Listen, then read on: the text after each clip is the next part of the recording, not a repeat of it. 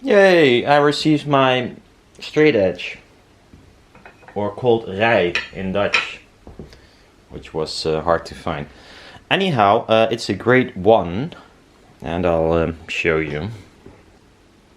It says, well, the dimension, which is 1500 millimeters, and then it says grade 1. Hardly visible, but ebenheid 1, ebenheid 2, which means vlakness in Dutch, or flatness. And it's in micron, and it says 29 micron. And when they say that, it's over its entire length. So let's say 0.03 millimeter difference, at least maximum allowed. So it doesn't mean it is that, but to be grade 1 it has to be less than 0.03 millimeter, or 29 microns over the 1.5 meter length. Now a 2 meter version would be nicer to have, but 2 meter versions are becoming an I-beam, which is not ideal for my setup, and also they become like at least 400 euros for a grade 1. And grade 0 is more accurate, and then you have grade 00, which is really accurate. So this is not an insane precise piece of metal, but still it's a rather precise piece of metal compared to any piece of metal, or a regular ruler or whatever. This was around 190 euros. I bought it at Hogitex, a Dutch company, but apparently they do drop shipping because it was coming from Germany. Maybe straight from the factory, since this is all in German. Now, setting this up is quite hard. I tried it many times, and now I think I have the method of doing it. So first what I did was make a start here, bolt it down, make it 0, then, and then somewhere along the way I had no room to move it anymore. So what I did now is put the rail in, measured along this length, and then I noticed that the biggest bend was somewhere in the middle. Adjusted that first, and then work from the middle outwards. And why this might not be the way you do it, because normally they just start on the left or right, whatever. But for me it is, because otherwise I run out of room in this slot where this rail is sitting, which is kind of annoying. So the biggest bend, that's my reference, and then I adjust the rest, or at least the biggest bend I try to make up for, and then I do the rest. Sounds really weird, but I did not bolt it down yet, but this is pretty okay-ish. Oh.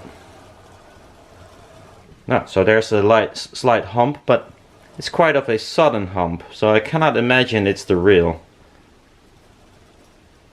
But then again, maybe I'll do something with it. And now my idea of doing this part is probably, yeah, I'm gonna move this, keep it at 0, at least I try, or I'll maybe just move it, and if this change, I'm gonna kind of ignore it, and then do the last piece. I mean, we're talking 20 centimeters, so I think I even could get away with not eyeballing it, but if I measure up till here, this last piece is not gonna be, insane major problem.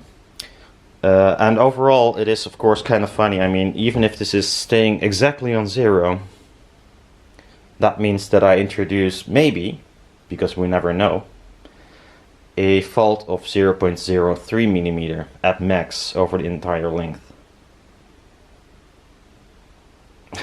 Because that's the thing with this kind of measurement stuff. First of all, I cannot check it if this is true, the specs. And secondly, if I get a perfect, then still I have 0.03 millimeter of bending somewhere.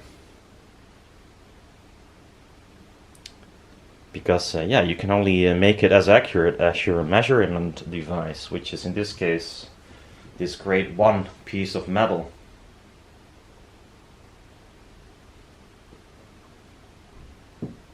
So yeah, by the way, for the people in CNC zone thingy, which is a Dutch forum about CNC stuff, or you know, if you're not a member over there, but you need a long straight edge or REI, and you're okay with grade 1. If I'm done with it, you're yeah, you can, you know, borrow it if you like. Because, well, I did not like buying this piece of steel for this amount of money, but I thought I had to. And so here we are. But if I could like loan it from someone, I probably did that. Small update on the carriages. When I think of it, I might be... Next time, if I make a machine, it has to be a little bit more precise, which in this case is actually not a real big deal, but I'll try to do it as good as I can within my abilities. The carriages are really shitty. Really shit. I'm never gonna buy these again. Well, maybe for the X-axis, for this machine, but then after I will not buy them anymore. I have another company that's still affordable but a little bit more expensive, and they're not, at least not the same sort of carriages. I might try them, see how they do. But these I have, although I did change the balls, so that might not be completely fair.